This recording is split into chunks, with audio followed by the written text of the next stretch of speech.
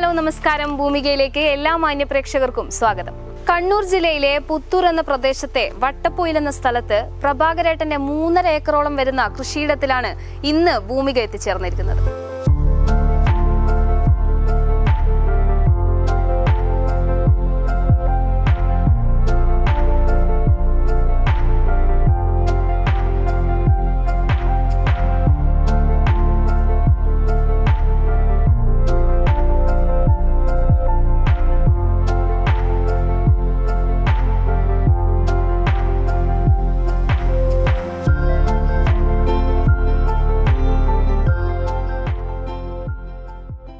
വർഷകാലത്തെ പ്രവാസി ജീവിതത്തിന് ശേഷം 2011 ആ ഒരു കാലഘട്ടത്തിലാണ് പ്രഭാകരേട്ടൻ ഈ ഒരു മേഖലയിലേക്ക് കൃഷിയിലേക്ക് ഇറങ്ങുന്നത്.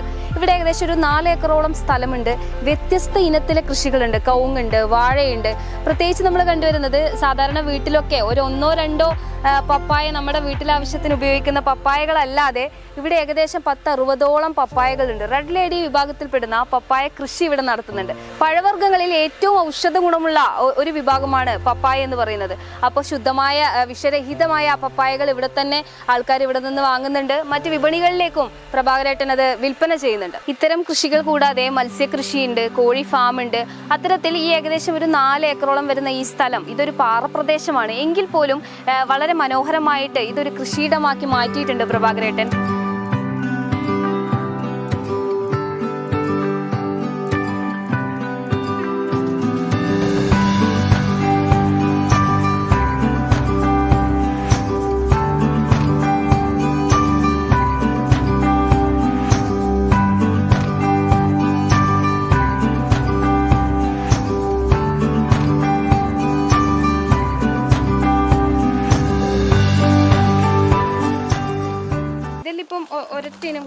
അല്ല, ഇത് 3 ഇനമുണ്ട്. ഒന്ന് പന്നിയൂര് 5, പിന്നെ കരിമുണ്ട, പിന്നെ അരക്കളവൻ എന്നെല്ലാം പറഞ്ഞിട്ടുള്ള ഇനമാണ്.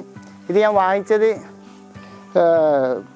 കരിമ്പം പോയിട്ട് കുരുമുളക് ഗവേഷണ കേന്ദ്രം കരിമ്പം അവിടെ നിന്ന് വാങ്ങിച്ചതുണ്ട് കുറേ തൈ.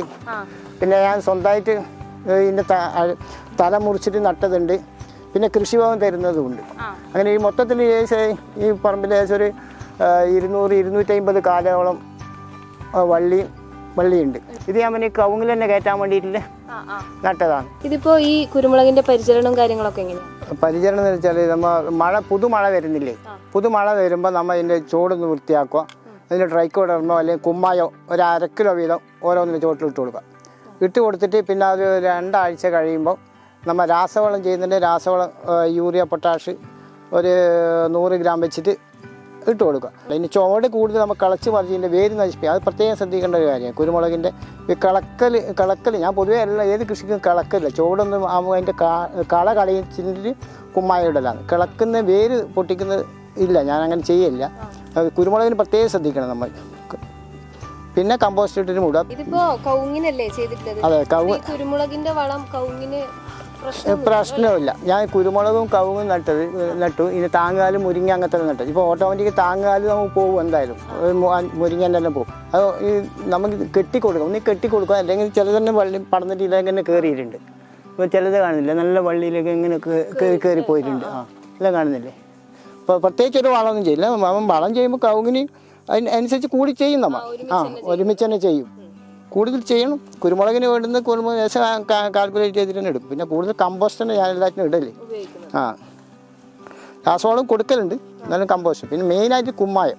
പിന്നെ വേറെ ഈ മഴക്കാലത്ത് നമ്മൾ ഇനി ബോഡോ മിശ്രം തളിക്കും. ഈ ഇലപ്പുള്ളി ഇതൊക്കെ കാണുന്നില്ല, ഇപ്പം തന്നെ വരാമെന്ന് ഇങ്ങനെ ഒരു ഇലപ്പുള്ളി കുത്തു രോഗം പുള്ളുണ്ട്. അപ്പോൾ അതിന് ട്രൈക്കോഡർമ അല്ല, ഇത് ബോഡോ മിശ്രിതം അടിച്ചു കൊടുക്കണം എല്ലാറ്റിനും, ബോഡോ മിശ്രിതം. പിന്നെ ഈ കുരുമുളക് കുത്തുന്നൊരു രോഗമുണ്ട്, പൊള്ളി രോഗം. അതിന് നമ്മൾ എന്തെങ്കിലും ഈ ബോഡോ മിശ്രിതം അടിക്കുമ്പോൾ അതിൻ്റെ കൂടെ എന്തെങ്കിലും കീടനാശിനി രീതിയിൽ ആഡ് ചെയ്തിട്ട് അടിച്ചു കൊടുക്കണം. അല്ലെങ്കിൽ എല്ലാം ഈ പുഴു വന്നിട്ട് ഈച്ച വന്ന് കുത്തിയിട്ട് ഒന്നും നമുക്ക് കാര്യമായിട്ട് തൂക്കം കിട്ടൂല, അതിൻ്റെ ഉള്ളിൽ ഉണ്ടാവില്ല. അത് ഒരു പരിചരണമാണ്. കുരുമുളക് വേണം, പരിചരണം വേണം ശരിക്കും.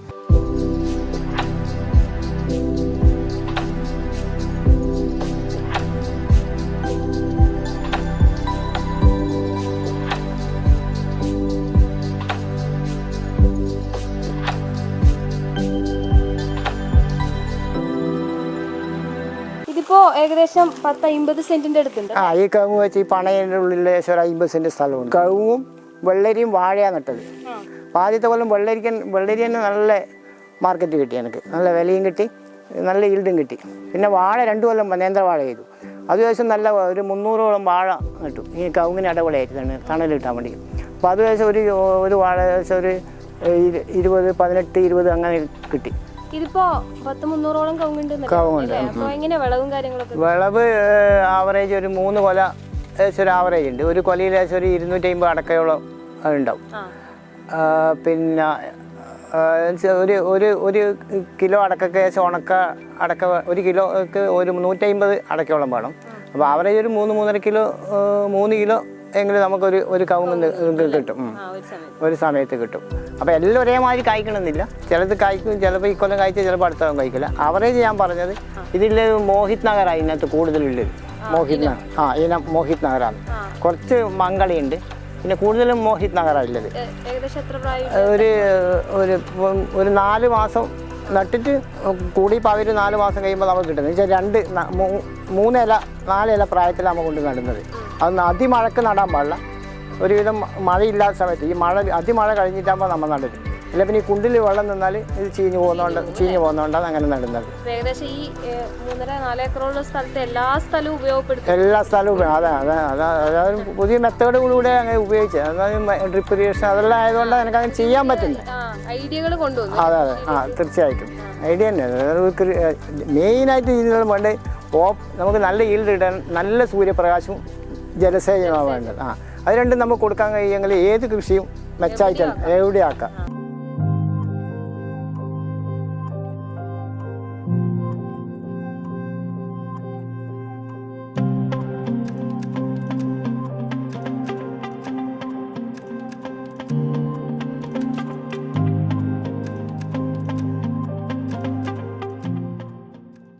കരിവെള്ളൂർ പെരളം ഗ്രാമപഞ്ചായത്ത് കൃഷി ഓഫീസർ അനുഷ മാമാണ് നമ്മോടൊപ്പം ഉള്ളത്. ഇവിടെ ഈ പ്രഭാകരേട്ടന്റെ 3.5 ഏക്കർ സ്ഥലമുണ്ട് അല്ലെ? ഇവിടെ വ്യത്യസ്ത ഇനം കൃഷി രീതികൾ നടത്തുന്നുണ്ട് അല്ലേ? അപ്പൊ പഞ്ചായത്തിന്റെ കാര്യത്തിലും കൃഷി ഓഫീസിന്റെ കാര്യത്തിലും എങ്ങനെയാ ഇതിനുള്ള സഹായങ്ങളും കാര്യങ്ങളും? പഞ്ചായത്തിലെ സത്യം പറഞ്ഞു കഴിഞ്ഞാൽ നല്ലൊരു മികച്ചൊരു കർഷകനാണ് നമ്മുടെ പ്രഭാകരേട്ടൻ. ശരിക്കും പറഞ്ഞു കഴിഞ്ഞാൽ പ്രവാസ ജീവിതത്തിന് ശേഷമാണ് അവര് കൃഷിയിലേക്ക് വന്നിട്ടുള്ളത്. ഒരുപാട് ഏരിയയിൽ കൃഷി ചെയ്യുന്നുണ്ട്. ഇത് ശരിക്കും പറഞ്ഞു കഴിഞ്ഞാൽ ഒരു പാറപ്പുറമാണ്. അപ്പോൾ ആ പാറപ്പുറം കൃഷിയിലേക്ക് കൊണ്ടുവന്നു, ഒരു നല്ലൊരു മിക്സഡ് ഫാമിംഗ് എന്നുള്ള രീതിയിലേക്ക് കൊണ്ടുവന്നിട്ടാണ് അദ്ദേഹം ഇറങ്ങിയിട്ടുള്ളത്. അങ്ങനെ ഒരു ഇൻ്റഗ്രേറ്റഡ് ഫാമിംഗ് സിസ്റ്റം അല്ലെങ്കിൽ മിക്സഡ് ഫാമിംഗ് എന്നുള്ള കൺസെപ്റ്റിലാണ് അദ്ദേഹം കൃഷി ചെയ്യുന്നത്. അതായത് രാവിലെ ഏകദേശം ഒരു 4 മണിക്ക് തന്നെ സ്റ്റാർട്ടിങ് ആയി കൃഷിയിലേക്ക്. ഈ ഒരു പറമ്പിലേക്ക്, വീട് കുറച്ചപ്പുറത്താണ് വരുന്നത്. അപ്പോൾ കൃഷിയിലേക്ക് എന്നുള്ള രീതിയിൽ തന്നെ വന്നു. പിന്നെ അത് കൂടാണ്ട് ഇപ്പോഴൊരു പ്രിസിഷൻ ഫാമിംഗ് എന്ന് പറഞ്ഞിട്ടുള്ളൊരു പദ്ധതിയുണ്ട്. സ്റ്റേറ്റ് ഹോർട്ടിക്കൾച്ചർ മിഷൻ്റെ ഒരു സ്കീമാണ്. അപ്പോൾ അതുവഴി ഷീറ്റ് വിരിച്ചിട്ട് മൾച്ചിങ് ഷീറ്റ് വിരിച്ചിട്ടുള്ള കൃഷിയാണ് തുടരുന്നത്. അപ്പോൾ പച്ചക്കറിയിലൊക്കെ, കാരണം അതിനെ കൊണ്ടുള്ള ഗുണം എന്ന് പറഞ്ഞു കഴിഞ്ഞാൽ, കാരണം കളകൾ ഭയങ്കര പ്രശ്നമാണല്ലോ ഇപ്പം. കാരണം എല്ലാവരും ഇപ്പോൾ കള പറിക്കാനും അങ്ങനെ തൊഴിലാളി ആൾക്കാരെ ആക്കണം. അപ്പോൾ അതിനൊക്കെയുള്ള എന്താണ് ഈ ഷീറ്റ് വിരിച്ചു കഴിഞ്ഞാൽ കള വരുന്നതൊക്കെ നമുക്ക് കുറക്കാൻ പറ്റും. അത് കൂടാണ്ട് അതോടൊപ്പം തന്നെ ഈ മത്സ്യത്തിൻ്റെ വേസ്റ്റ് വെള്ളം കൂടി ഇതിലൂടെ കൊടുക്കും. അപ്പോൾ അതുകൊണ്ട് തന്നെ പിന്നെ നല്ല ഈൽഡ് ലഭിക്കുന്നുണ്ട്.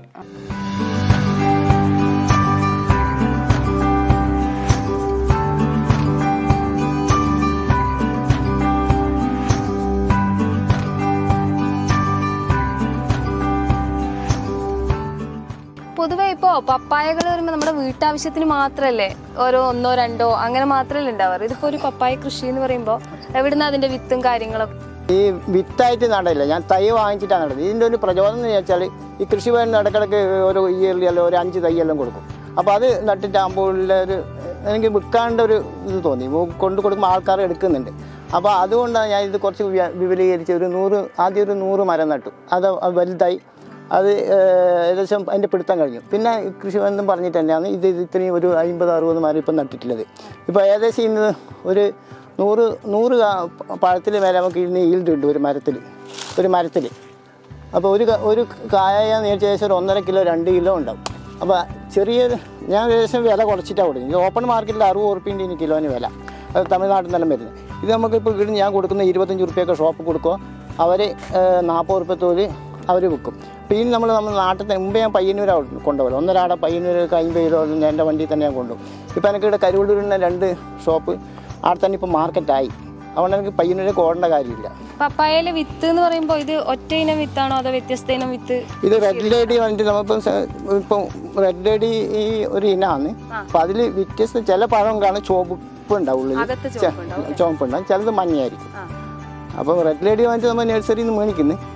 അപ്പോൾ ഓരോ തൈക്ക് കണ്ടില്ല ഇങ്ങനെ നല്ല ഇതെല്ലാം കൊത്തിയിട്ട് ഏരിയുള്ള തൈ കൊത്തിയിട്ടുണ്ടായി. ഇപ്പോൾ 3 ശാഖ വന്നു, 3 നല്ല പിടുത്തല്ലേ നമുക്ക് നല്ല നിറച്ചും പിടിക്കുന്നില്ല. പഴവർഗ്ഗങ്ങളിൽ തന്നെ ഏറ്റവും ഔഷധ ഗുണമുള്ളതാണ്. ഇനി ഒരു വിഷവും കാര്യവും ഒന്നുമില്ല.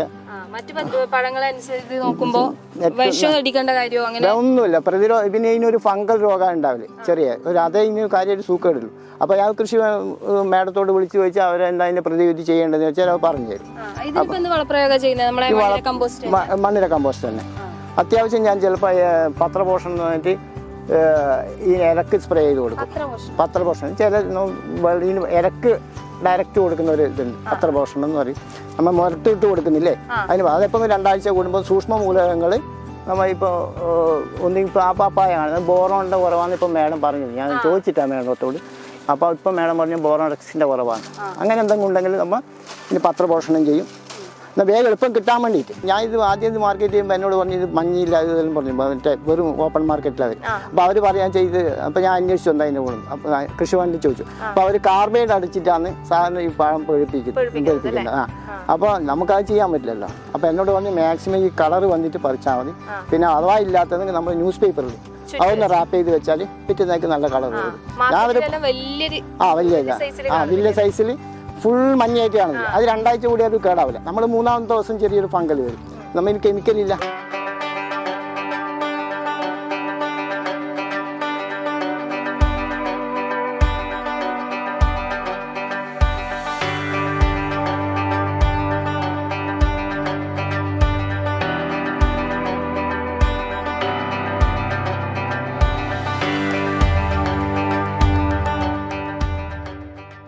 പപ്പായക്ക് വരുന്ന ഒരു രോഗമാണ് ഒരു ഫംഗസ് രോഗം. ഈ കായ്ക്കൽ ഒരു പൂപ്പൽ രോഗമുണ്ട്. അത് കൂടുതൽ ചൂട് സമയത്താണ് വരുന്നത്. അതിന് കാര്യമായിട്ട് കാരണം എന്ന് വെച്ചാൽ ഇല പഴുത്ത ഇലയുണ്ടെങ്കിൽ അപ്പോൾ അതിൽ കൂടിയാണ് വരുന്നത്. അപ്പോൾ നമ്മൾ ഇടയ്ക്കിടയ്ക്ക് ഒരു 2 ആഴ്ച കൂടുമ്പോൾ ഇലയെല്ലാം പഴുത്ത ഇലയെല്ലാം പറിച്ചിട്ട് ചൂടൊന്ന് ക്ലീൻ ചെയ്ത് കൊടുക്കുന്നത് നല്ലതായിരിക്കും.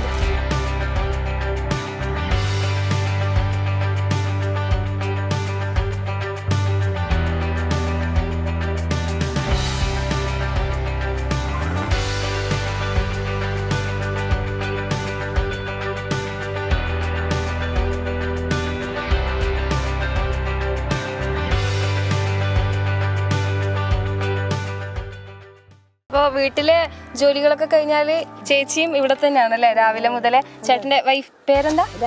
രാധ. അപ്പോൾ രാധേച്ചിയും ഇവിടെ വീട്ടിൽ ഇതൊക്കെ കഴിഞ്ഞാൽ ഫുൾ ടൈം ഇവിടെ തന്നെ എല്ലാ സഹായത്തിനും കാര്യങ്ങളും മറ്റ് ഇവിടെ തൊഴിലാളി സഹായത്തിന് ആൾക്കാരുണ്ട്? പണിക്കാരൊക്കെ ഞാൻ ഉണ്ട്, 2 ആളുണ്ട്. അവരെ ഞാൻ എല്ലാ പണിക്കും കൂട്ടൂല. അപ്പൊ പൊതുവെ ഇവിടെ ആളുകളെ ജലസേനത്തിലുള്ള ജലസേനത്തിൻ്റെ എല്ലാം ഞാൻ ഒറ്റക്ക് തന്നെ. എന്നോട് പല ആൾക്കാരും ചോദിക്കും ഇത്തിരി നീ തന്നെ ഇത് വളരടി. ഞാൻ പറഞ്ഞാൽ ഞാൻ തന്നെ ഈ ടെക്നിക്കൽ ഉപയോഗിച്ച് ചെയ്യുന്നത്. പിന്നെ അത്യാവശ്യം കോഴി ഫാമിലേക്കെല്ലാം പണിക്ക് വളകൂട്ട് മറ്റേ കമ്പോസ്റ്റ് ഇടാൻ പെണ്ണുങ്ങളുണ്ട് 2 പേര് സ്ഥിരമായിട്ട്. മറ്റാവശ്യത്തിനെല്ലാം രാധേശം കൂടെ കൂടി. പിന്നെ മക്കളും വരും അടക്കം ഈ ട്രിപ്പിൻ്റെ പൈപ്പെല്ലാം ഇടണമെങ്കിൽ സ്റ്റാർട്ടിങ്ങിൽ അവരുടെ ഇപ്പം പിന്നെ തിരക്കായി അങ്ങനെ വരലില്ല.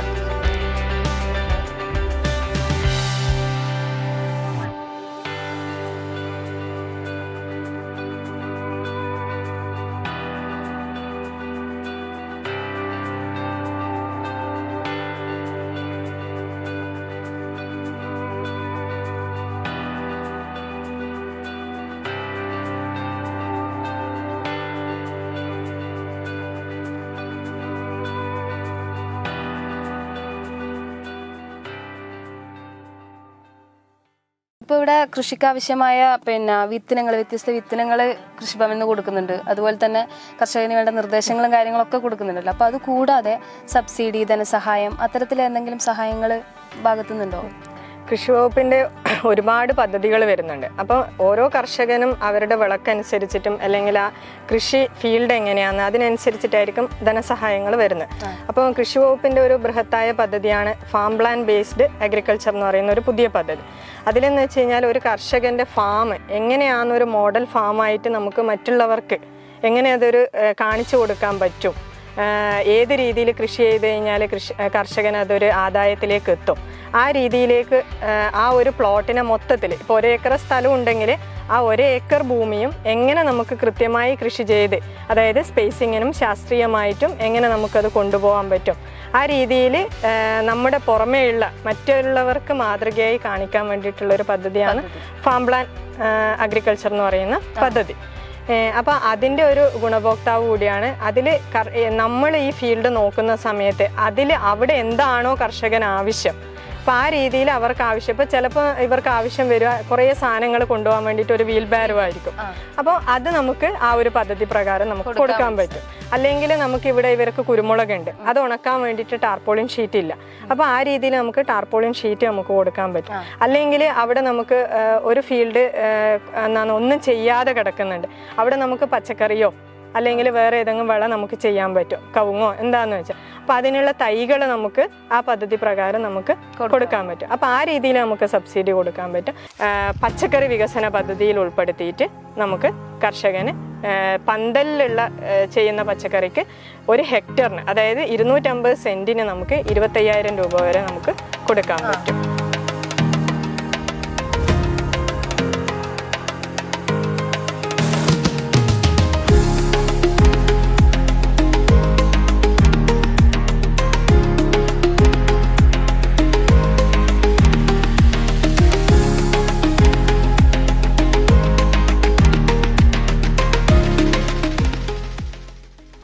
ഇതിപ്പോ ഇവിടുത്തെ കൃഷിക്ക് ആവശ്യമായ മണ്ണിര കമ്പോസ്റ്റ് ഇപ്പോൾ ഇവിടെയാണ് റെഡിയാക്കുന്നത്. ഈ 3 ഏക്കറിൽ പച്ചക്കറി, കവുങ്ങ്, പിന്നെ കുരുമുളക്, പപ്പായ എല്ലാറ്റിനും വളമാണ് ഇത്. ഇതിപ്പോ നമ്മൾ അടുത്ത് ഈ മഴ തുടങ്ങുമ്പോൾ ഇതിനെടുക്കാൻ തുടങ്ങും. ഓരോ കവുങ്ങിനും ഒരു 20 കിലോ ആ രീതിയിൽ നമ്മൾ ഓരോ കവുങ്ങിന് ഇടും. അതേപോലെ കുരുമുളകിന് അനുസരിച്ചില്ലേ കുറച്ച് ഉണ്ടാക്കുന്ന രീതി വെച്ചാൽ കോഴിവളം 1 ലെയർ ഇട്ടു, പിന്നെ പച്ചത്തോലിടും, ചകിരിച്ചോറിടും, കൂൺവിത്ത് ഇടും. ആ ഓരോ ലെയറായിട്ട് ഇട്ടിട്ട് ഇതിപ്പം ഫുള്ളായില്ലേ. ഇപ്പൊ 3 അടി, ഇതൊരു 10 ലെയറിന് എടുക്കേണ്ട. ഇത് 3 അടിയാണ് ഇതിന്റെ ഡെപ്ത്, താഴോട്ട് 3 അടിയാണ്. അപ്പോൾ അങ്ങനെ ഓരോ ലെയറായിട്ട് പിന്നെ ആഴ്ചക്ക് വെള്ളം അടിച്ചു കൊടുക്കും, കുതിർക്കും. ആഴ്ചയിൽ ഒരു ദിവസം വെള്ളം അടിച്ചു കൊടുക്കും. പിന്നെ കുറേശ്ശെ വെള്ളം വീട്ടിൽ നിന്ന് ബയോഗ്യാസ് ഉണ്ട്, ആ ബയോഗ്യാസിന് സ്ലറി കൊണ്ടുവന്നിട്ട് ഇതിന്റെ മേലെ ഒഴിച്ചു കൊടുക്കും. മണ്ണിരയാണല്ലോ, അപ്പോൾ അതിന് തീറ്റ ഇതെല്ലാം അനുസരിച്ചിട്ട് ഒഴിച്ചു കൊടുക്കും. അപ്പോൾ ഇത് നമ്മൊരു 6 മാസം കഴിയുമ്പോഴേക്ക് നല്ല പൊടി വളവും അടിയിലെല്ലാം. ജൂൺ ജൂലൈയും ഇതിന്റെ ഇതെടുക്കും, വളം എടുത്തിട്ട് പിന്നെ കുറച്ച് തോല് കവുങ്ങിന്റെ മുരട്ട് ആദ്യം ഇടും, എന്നിട്ട് ഇതിന്റെ മേലെ ഇട്ടിട്ട് മൂടൽ കുമ്മായി ഇടും. ആദ്യം കവുങ്ങിന് തടം വൃത്തിയാക്കിയിട്ട് പിന്നെ തോലിടും. പിന്നെ ഇത് തോല് കൊണ്ട് നമ്മൾ മരത്തിന്റെ എടുക്കുന്ന ഇലയില്ലേ, ഇല അത് കഴിച്ചിട്ട് ഇത് അതിന്റെ മേലെ ഇടും. അപ്പൊ ഇത് മൊത്തം ചീഞ്ഞിട്ട് അപ്പൊ നമുക്ക് ചെടിക്ക് വേഗം വലിച്ചെടുക്കാൻ പറ്റും. അതാണ് ഈ മണ്ണിര കമ്പോസ്റ്റിന്റെ പ്രത്യേകത. ഈ മണ്ണിര കമ്പോസ്റ്റ് അല്ലാതെ ഒഴികെ മറ്റു വളങ്ങൾ കൃഷിക്ക് ഉപയോഗിച്ചു മറ്റ് വളങ്ങൾ വെച്ചാൽ ആദ്യം നമ്മൾ കുമ്മായി ഇടും, ചുവടൊന്ന് ഇളക്കിയിട്ട് കുമ്മായി ഇടും. പിന്നെ ഒരാഴ്ച കഴിഞ്ഞിട്ട് അത് നമ്മൾ വളം ഇടുന്നത്. അതിൻ്റെ കൂടെ നമ്മൾ രാസവളം എന്ന് വെച്ചാൽ കുറേശ്ശെ കൊടുക്കലുണ്ട്. യൂറിയ, പൊട്ടാഷ് കുറേശ്ശെ ആഡ് ചെയ്യും. ഒരു 200-250 ഗ്രാം യൂറിയും പൊട്ടാഷും രാജാപോസും കൂടെ ഇട്ട് കൊടുക്കും. അതിൻ്റെ മേലെയാണ് ഈ കമ്പോസ്റ്റ് ഇടുന്നത്. അതുകൂടാണ്ട് പിന്നെ പച്ചക്കറിക്ക് ഞാൻ ഫെർട്ടിഗേഷൻ ചെയ്യുന്നത്. വെള്ളത്തിലരിയുന്ന വളം എടുത്ത് ഫെർട്ടിഗേഷൻ യൂണിറ്റ് ഉണ്ട്, അതിൽ കൂടെ പച്ചക്കറിക്കെല്ലാം കൊടുക്കുന്നുണ്ട്. വെള്ളവും കൂടെ ഒരുമിച്ച് തന്നെ കൊടുക്കുന്നത്. പിന്നെ അതേമാതിരി തന്നെ പച്ചക്കറിക്ക് ഞാനിത് ഫിഷ് ടാങ്കിലകത്ത് വെള്ളം ഡിസ്ചാർജ് ചെയ്ത് എടുക്കുന്നുണ്ട്. ഇത് ബൈപ്പാസ് ചെയ്തിട്ട് എല്ലാ ഡ്രിപ്പ് ഇറിഗേഷൻ മുഖാന്തരം എല്ലാ പച്ചക്കറിയുടെ മുരട്ടേക്കും അപ്പുറത്ത് വെള്ളമാണ് കൊടുക്കുന്നത്. എന്ന് വെച്ചാൽ 2 കാര്യമാണ് അതിൻ്റെ. നമ്മളെ ഈ മീൻ ടാങ്കിൽ അമോണിയ കൂടിക്കൊണ്ടു തീറ്റ നിന്നുകൊണ്ടിരിക്കുമ്പോൾ ആ അമോണിയ പോവുകയും ചെയ്യും. പിന്നെ മീന് ഒരു വളർച്ച കൂടുകയും ചെയ്യും. വെള്ളം എപ്പം ചേഞ്ച് ചെയ്തുകൊണ്ടിരിക്കുമ്പോൾ അപ്പം നമുക്ക് പച്ചക്കറിക്ക് വളവും കൂടുതലാണ്. നമ്മൾ അതേ സംബന്ധിച്ച് നമുക്ക് മീനിൻ്റെ ആരോഗ്യം കുറച്ച് കിട്ടും. അപ്പോൾ അല്ലെങ്കിൽ അമോണിയ ലെയർ മേലെ നിൽക്കുമ്പോൾ അതിന് എയർ ശരിക്കും കിട്ടുക, മീൻ ചാവാനുള്ള സാധ്യതയുണ്ട്.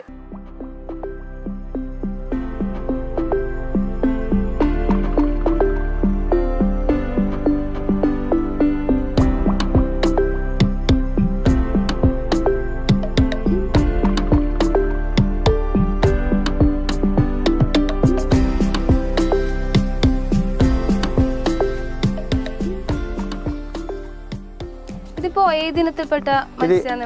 ആസാം വാള എന്ന് പറയും. ആസാം വാള. ഇത് ഫിഷറീസിൻ്റെ ഒരു പ്രൊജക്റ്റാണ്. ഫിഷറീസ് ഡിപ്പാർട്ട്മെൻറ്റിൻ്റെ അവർ തരുന്ന ആ കുഞ്ഞുങ്ങൾ തീറ്റയെല്ലാം സബ്സിഡിയിൽ കിട്ടുന്നുണ്ട്. അപ്പോൾ അത് ആഗസ്റ്റിൽ ഇട്ടതാണ്. ഏകദേശം ഒരു 8 മാസം കൊണ്ട് നമുക്ക് ഇതിൻ്റെ ഏകദേശം ഒരു വളർച്ച ആവും. ഇപ്പം ആ പൂർണ്ണമായി 800 ഗ്രാം 1 കിലോ, ആവറേജ് ഒരു 700-750 ഗ്രാം നമുക്ക് ഓരോ മീനിന് കിട്ടും. ഇതിപ്പം എത്ര മാസമായി? ഇതിപ്പോൾ 7 മാസം കഴിഞ്ഞ് 8 മാസമായി. ഇപ്പം ട്രോളിങ് വരുമല്ലോ, ആ സമയത്ത് അതിൻ്റെ വിളവെടുപ്പ്. അപ്പം നമുക്ക് മാക്സിമം മീനിനെ വിറ്റഴിക്കാൻ പറ്റും. മറ്റേ ഇപ്പോൾ എല്ലാവരും മറ്റേ കടൽ മീനെ അധികം വാങ്ങിക്കുള്ളൂ. അപ്പോൾ ഈ ട്രോളിങ്ങിൻ്റെ സമയത്ത് മീൻ ഷോർട്ടേജ് വരുമ്പോൾ നമുക്ക് ശരിക്കും നല്ല വിലയും കിട്ടും. ചിലവായി 1 മാസം കൊണ്ട് 1.5 മാസം കൊണ്ട് എല്ലാം വിളവെടുത്ത് കഴിക്കും. ഏത് തരം തീറ്റയാണ് ഇപ്പോൾ? തീറ്റ നമ്മൾ ഇട്ടിട്ട് ഒരു മാസത്തോളം നമ്മൾ 0.5 ആ കൊടുക്കില്ല, ഏറ്റവും ചെറിയ തീറ്റ. പിന്നെ 1 മാസം കഴിഞ്ഞിട്ട് നമ്മൾ മീനിൻ്റെ വളർച്ച നോക്കും. ഏകദേശം ഒരു 3 ഇഞ്ചിൻ്റെ മേലെ വരുമ്പം 0.8 കൊടുക്കും. പിന്നെ 1.2, പിന്നെ 1.8, പിന്നെ 3 mm. ഒരു 4 മാസം കഴിയുമ്പോൾ നമുക്ക് 4 mm തീറ്റ വില്ല പെല്ലറ്റ് കൊടുക്കാൻ പറ്റും. വില്ല പെല്ലറ്റ് കൊടുക്കുമ്പോൾ ഈ മീൻ ശരിക്കും വളർച്ച വളർച്ച ഉണ്ടാവുന്നത്. 4 മാക്സിമം 4 mm ആണ്. ഒരു 3.5 മാസം കഴിഞ്ഞ് 3.5-4 മാസത്തിന് ശേഷം പിന്നെ 8 മാസം വരെ 4 mm തന്നെ കൊടുക്കല്. മീൻ കൃഷിക്ക് വലിയ ചെലവും കാര്യങ്ങളുണ്ടോ? ചെലവ് ഉണ്ട്. തീറ്റയ്ക്ക് ഭയങ്കര പൈസയല്ലേ. തീറ്റയ്ക്ക് 1 കിലോ തീറ്റയ്ക്ക് 4 mm-ന് 60 റുപ്യാണ് 1 കിലോ.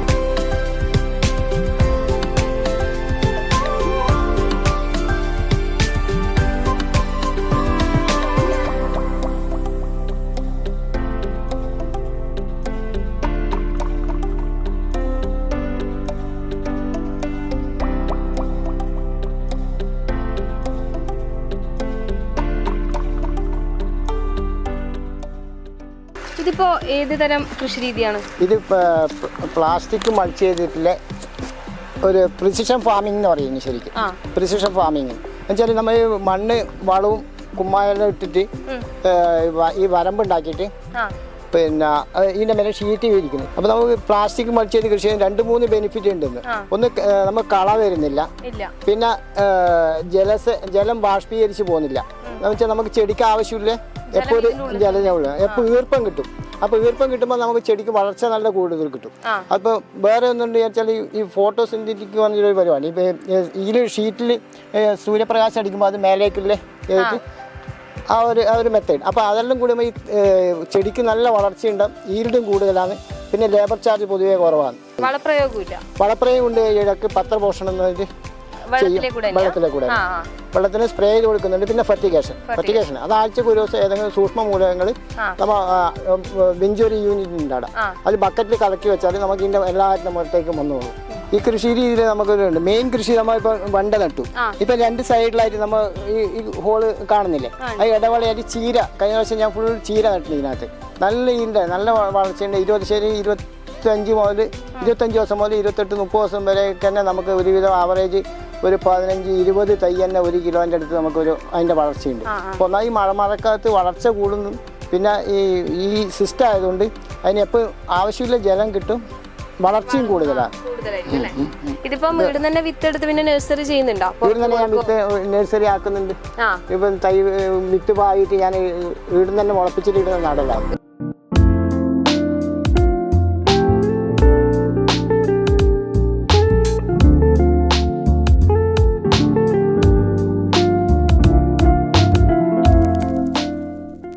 ഇതിപ്പോ പപ്പായ കവുങ്ങൊക്കെ കൂടാതെ തന്നെ കുറെ വാഴകളുണ്ട്. വാഴയുണ്ട്. ഇതിപ്പം ഏതിനത്തില്? ഇത് ടിഷ്യൂ കൾച്ചർ വാഴയാണ്. ഇപ്പോൾ ഇതൊരു 40 എണ്ണം ഒരു സ്റ്റേജ്. പിന്നെ അപ്പുറത്ത് ഇപ്പോൾ കുലച്ചുകൊണ്ടിരിക്കുന്നത് ഒരു 40 എണ്ണം ഉണ്ട്. പിന്നെ ഇതിന് അടുത്ത ഒരു 100-100 വാഴ ഇപ്പോൾ ഉള്ളത് നേന്ത്രം വാഴ അല്ല, ടിഷ്യൂ കൾച്ചർ വാഴയാണ്. ഈ കൃഷി നമുക്ക് എത്ര വെള്ളം കുറഞ്ഞ സ്ഥലത്ത് നമുക്ക് കൃഷി ചെയ്യാന്നുള്ളൊരു ഞാൻ മനസ്സിലാക്കിയെടുത്തോളം അതാണ്. എനിക്ക് എങ്ങനെ ഈ അറിവ് കിട്ടിയാൽ ഈ ഫാം വിസിറ്റിംഗ് വേണ്ടി കൃഷി ഭവൻ്റെ കെയർ ഓഫിൽ പോലുണ്ട്. അപ്പോൾ കൊട്ടിയൂരിൽ ഷാജിയേട്ടനൊക്കെ പോയിട്ടാണ് ഞാൻ ആദ്യമായിട്ട് ഡ്രിപ്പ് ഇറിഗേഷൻ സിസ്റ്റം തന്നെ ഞാൻ കണ്ടത്. അപ്പോൾ അയാൾ പറഞ്ഞു തന്നു. വലിയ ടെക്നിക്കൊന്നും ആർക്കും ചെയ്യാം.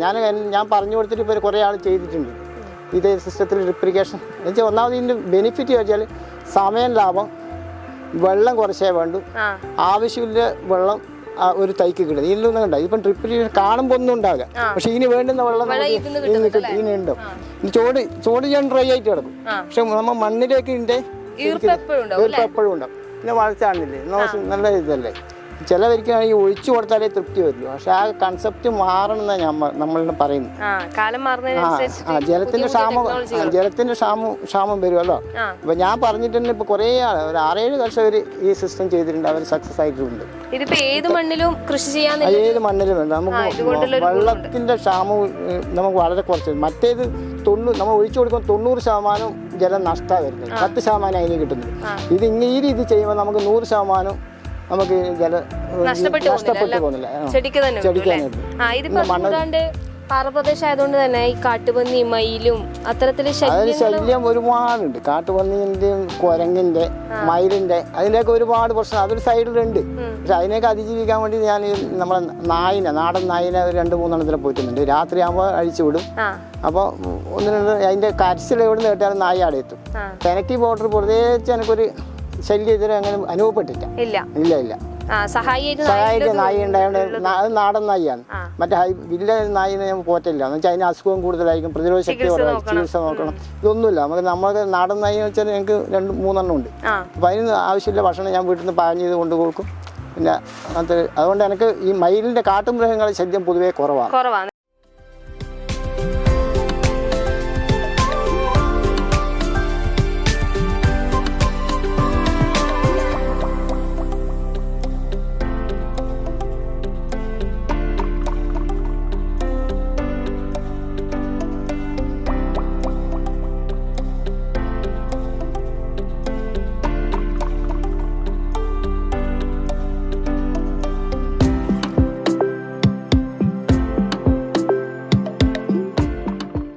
ഇതിപ്പോ ഈ 8-9 വർഷക്കാലമായിട്ട് ഈ കോഴി ഫാം ഉണ്ടോ? ഉണ്ട്. 9-10 വർഷമായിട്ട് കോഴി 2013 തുടങ്ങിയതല്ലേ? അപ്പൊ ഇത് ഏത് പ്രായത്തിലുള്ള? ഇതിപ്പോ ഞാനിടുന്ന രീതി വെച്ചാൽ ഓരോ ആഴ്ചക്കും കുഞ്ഞിനെ ഇടും, ചിക്സ് ഇടും. ഓരോ ആഴ്ചയും കോഴി പിടിച്ചു പോവുകയും ചെയ്യും. അപ്പൊ നമ്മൾക്ക് എപ്പം കോഴിക്ക് ഷോർട്ടേജ് ഉണ്ടാവില്ല. ഞാൻ വീട്ടിൽ നിന്ന് റീറ്റെയിൽ ചില്ലറ വിൽപ്പന ഉണ്ടായതുകൊണ്ട് എനിക്ക് വീട്ടിലെപ്പം കോഴിയുണ്ട്. കോഴി ഇല്ലാത്തൊരവസ്ഥ ഉണ്ടാവില്ല. എപ്പോ ആവശ്യക്കാർ വന്ന് നമുക്ക് കോഴി കൊടുക്കാൻ പറ്റും.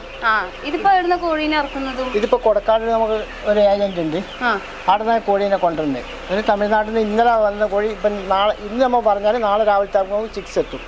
ഇത് 2 ദിവസം പ്രായമായ കുഞ്ഞാണ്. 2 ദിവസം. പിന്നെ ഞാൻ വെള്ളിയാഴ്ച ഇന്നലെ ഇറക്കിയതാണ്. ഇനി ഇത് ഒരു 46 ആഴ്ചയാണ് ഈ കോഴീൻ്റെ വിളവെടുപ്പിന്റെ പ്രായം. ഒരു 40 ദിവസം, ഏകദേശം 2 കിലോ. ഇതിപ്പോ അടുത്തയിലേക്കില്ലേ അടുത്ത ബാച്ച്, അതിപ്പോ ഈ ആഴ്ച പിടിക്കും. അപ്പൊ ഈ വെള്ളിയാഴ്ച നമുക്ക് അതിനകത്ത് ചിക്സ് അതിലേക്കുള്ള ഈ കുഞ്ഞിനെ ഇടും. ഇതിപ്പോ കോഴിത്തീറ്റ തന്നെയാ കൊടുക്കുന്നത്? കോഴിത്തീറ്റ തന്നെ എല്ലാ വലിപ്പം വലിയ അനുസരിച്ച് ആദ്യം സ്റ്റാർട്ടർ കൊടുക്കും, പ്രീ സ്റ്റാർട്ടർ. അതിനിപ്പം പ്രീ സ്റ്റാർട്ടറാണ് കൊടുക്കുന്നത്. അപ്പോൾ ഒരാഴ്ച ഒരു 7 ദിവസത്തേക്ക് പ്രീ സ്റ്റാർട്ടർ കൊടുക്കും. പിന്നെ സ്റ്റാർട്ടർ 22 ദിവസം വരെ സ്റ്റാർട്ടർ, പിന്നെ ഫിനിഷ് 22 ദിവസം മുതൽ 40 ദിവസമായി പിടിക്കുന്നവരെ ഫിനിഷ് കൊടുക്കും ലാസ്റ്റ് വരെ. അപ്പോൾ ആ ഫിനിഷിൻ്റെ സ്റ്റേജിലാണ് ശരിക്കും വളർച്ച ഉണ്ടാകും കോഴി. പിന്നെ നമ്മൾ വാക്സിൻ കൊടുക്കും, 2 വാക്സിൻ കൊടുക്കും. ഒന്ന് 7ാമത്തെ ദിവസം ഒന്നും, പിന്നെ 15ാമത്തെ ദിവസം 2 വാക്സിൻ കൊടുക്കും. പിന്നെ ടോണിക്ക്. കോഴികൾക്ക് വരുന്ന രോഗങ്ങളുണ്ട്. നമ്മൾ ചില ഒന്നാമത് ലിറ്റർ നനയാൻ പാടില്ല. നമ്മൾ ഈ ഇടുന്ന മരപ്പൊടിയില്ലേ, ഇതിനെ ലിറ്റർ എന്ന് ഉദ്ദേശിക്കുന്നത്. പിന്നെ ഇതിൽ ഈർപ്പുണ്ടാവാൻ പാടില്ല, ഡ്രൈ ആയിരിക്കണം അധികം. പിന്നെ ഈ കോഴിക്ക് വരാൻ പറ്റുന്ന 2 രോഗങ്ങൾ, അതിനനുസരിച്ച് നമ്മളൊരു വാക്സിൻ ഉണ്ട്. 7ാമത്തെ ദിവസം ലെസോട്ട പറഞ്ഞൊരു വാക്സിൻ, അത് ലൈവ് വാക്സിനാണ്. അത് ഫ്രീസ് ചെയ്തിട്ട് കൊണ്ടുവരുന്നതാണ് നമ്മൾ. അത് അതേമാതിരി തണുപ്പിച്ചിട്ട് അതേമാതിരി കൊടുക്കും. പിന്നെ 15ാമത്തെ ദിവസം ഒന്നും ആ 2 വാക്സിനാണ് വരും. അത് ഈ തൂക്കം, പിന്നെ ചേടി, IBD അതിൻ്റെ ഒരു സുഖമുണ്ട്. ആ 2നും എതിരായിട്ടുള്ള വാക്സിനാണ് നമ്മൾ 2 ടൈമായിട്ട് കൊടുക്കുക. പിന്നെ പ്രത്യേകിച്ച് സൂക്കേടൊന്നും അങ്ങനെ ഉണ്ടാവില്ല. ആ വാക്സിൻ കറക്റ്റ് കൊടുത്താൽ മതി. ഇപ്പൊ കുറെ വർഷക്കാലമായില്ലേ ഈ കൃഷിയിലേക്ക് ഇറങ്ങിയിട്ട്, അംഗീകാരങ്ങളൊക്കെ കിട്ടിയിട്ടുണ്ട്? അംഗീകാരങ്ങൾ കിട്ടിയിട്ടുണ്ട്. കൃഷിഭവന്റെ നമ്മൾ ചിഹ്നം 1 കൊടുക്കുന്ന അവാർഡ് കിട്ടിയിട്ടുണ്ട്. എനിക്ക് കിട്ടിയിട്ടുണ്ട്, ഭാര്യയ്ക്ക് കിട്ടിയിട്ടുണ്ട്. പിന്നെ 2017-18 മികച്ച സമ്മിശ്ര കർഷകന്റെ അവാർഡ് കിട്ടിയിട്ടുണ്ട് ജില്ലാടിസ്ഥാനത്തിൽ. പിന്നെ കുറേ ക്ലബ്ബ്, നമ്മളെ സമുദായ സംഘടനകളുടെ കൂടെ നമുക്ക് അനുമോദനം കുറേ സ്ഥലത്തിന് കിട്ടിയിട്ടുണ്ട്. എല്ലാം കൊണ്ട് ജനങ്ങൾ ഒരു കൃഷിയെ ഇഷ്ടപ്പെടുന്നതിൽ ഒരു സത്യമാണ്, അംഗീകരിച്ചു തുടങ്ങി. അപ്പോൾ ഒരു സന്തോഷമാണ്, നമുക്ക് മനസ്സിന് വല്ലാത്തൊരു സന്തോഷമാണ്. കൃഷിക്കാരെന്നുള്ള രീതിയിൽ മോശമല്ല.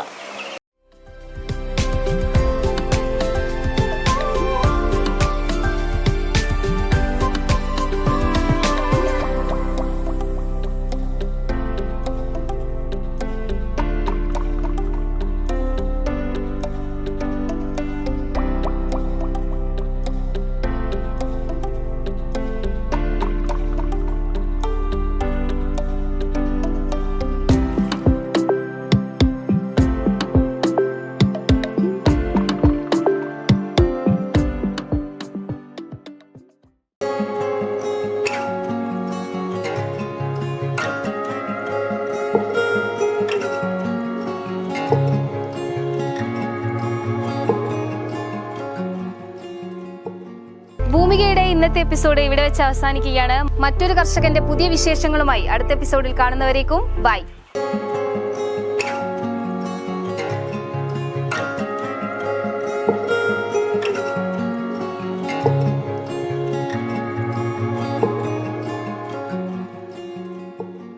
ഷോപ്പ് വലുതും വിശാലവുമാണ് എന്ന് കരുതി വില വലുതല്ല കേട്ടോ.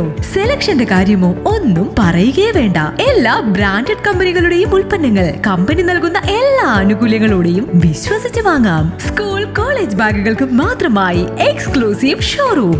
വിൽപ്പനാനന്തര സേവനങ്ങളിൽ ഉത്തര മലബാറിൽ മറ്റൊരു ഓപ്ഷനും ഇല്ല. ഇതൊക്കെ എവിടെയെന്നല്ലേ? ബാഗ് ബസാറിൽ.